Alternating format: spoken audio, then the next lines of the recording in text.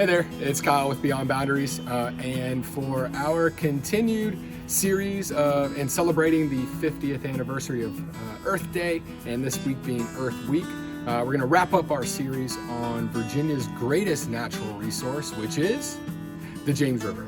And today I'm actually going to talk about, I want to talk about the overall health of the James, kind of where we find ourselves today in the spring of 2020. And I really feel like you can't understand where we are today if you don't know a little bit about where we've been. So the James has a long history. We know that from the native people that paddled here and lived in this area and by the river, to the English settlers in 1607, all the way to kind of the population explosion kind of that happens in the mid-late 1800s and right around the turn of the century, as well as the Industrial Revolution. So there's been a lot of change. We've seen a lot of change in the last 400 years of America's founding river.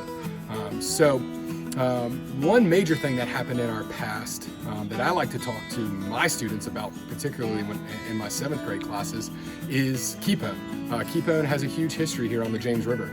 If you don't know what Keepone is, I definitely suggest you going and looking it up and learning a little bit about it. But it was a poison that was made right here in Virginia, and was actually made in the Lower James. We talked about the Lower James in earlier videos. It was made in Hopewell, and a lot of it got into our waterways, and it actually ended up forcing us to actually close the James River for a long time. We had to close it for a number of years. And what that did was really, I think, woke a lot of people up that lived near the James, that enjoyed the James. And this was taking place back in the 60s and 70s. And really what Keepone kind of forced everyone in this area to do was to start to appreciate the James and start to appreciate kind of the natural areas around them. And so you started to see a lot of, really this was during the time of the environmental movement as well, celebrating Earth Day back in the late 60s. This was a huge time for the James as well. So we kind of come out of the Keepone era, we closed the river, and we stopped kind of dumping all those nasty chemicals into it in terms of Keepone. But of course, we still have runoff. We still have a lot of issues within the James River watershed throughout its history, past the 60s and 70s.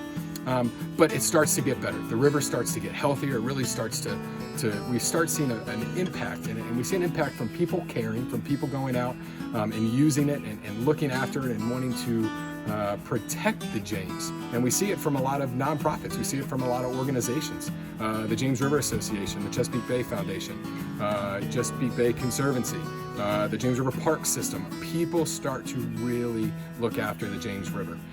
And we go from, in 2012, we get named the best river town in the United States. So we go from literally dumping ground to best river town. And that was huge for the James, and it was huge for kind of the folks that are really at the forefront of environmentalism and at the forefront of protecting the James River. So that was in 2012. And kind of where we are today in 2020, it's really helpful to actually have something like really for many reasons, to have the James River Association, because something that the James River Association does, they put out an annual report, they put out a state, they actually give the river a grade. They take all this data, all this research, and they put it together, they compile all of it and give the river a grade, and they come out with this report every 2 years. And the most recent State of the James that came out in 2019 actually lists the James at a B-. And that's actually a little, not too much of a change from where we were in 2017. We received a B- in 2017, but if you can remember back to 2018, and you can think about what happened, we had massive record rainfall, and we know that with rain, with all that rain hitting the land, it all drains off the land and takes everything with it, all of the pesticides and herbicides, insecticides and trash and waste. It takes all of that down into the river. So we actually saw a little bit of a decline in overall health in terms of it going from 62% reaching its benchmark of 100, hopefully, in 2017. So we're now at 60%, still in the B- range, but the James has come a long way. We've really done a lot to protect and restore this amazing body of water. And it's due to a lot of people out there. It's due to the fact that people have, like I said, started to care and started to work towards it. So I'll leave you with kind of 3 things that you can do to continue to help protect the James River. The first being just get out there and use it. Go out there, find the local waterways in your neighborhood, find a park system, something that you really enjoy, something that you like, or an area that you like, and go out there and go to it. Go down to the water's edge, go down to the James River Park system, and use it. So that's the first kind of word of advice I'd give you, is go use it and then make an impact. Go out there and plant trees. I know it sounds like very, very tree hugger kind of hippie environmental thing, but trees make a huge impact in our overall health of the water. They act as buffers for all the stuff coming off the land. So go out there, plant trees, pick up trash, look into Geet Virginia Cozy and get out there and pick up some of the trash that's in our park system. And third, the last thing I'll leave you with is support organizations that you believe in. And support organizations that are going to continue to look after and look out for the health of the James.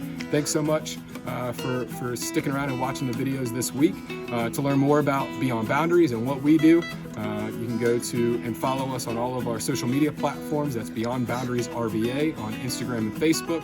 You can also go to our website, beyondboundariesrva.org. And you can also start looking out for our 2nd annual Summer Festival, which is the RVA Rimby Festival, coming up in August. So a lot of ways to get involved with Beyond Boundaries. Thanks again.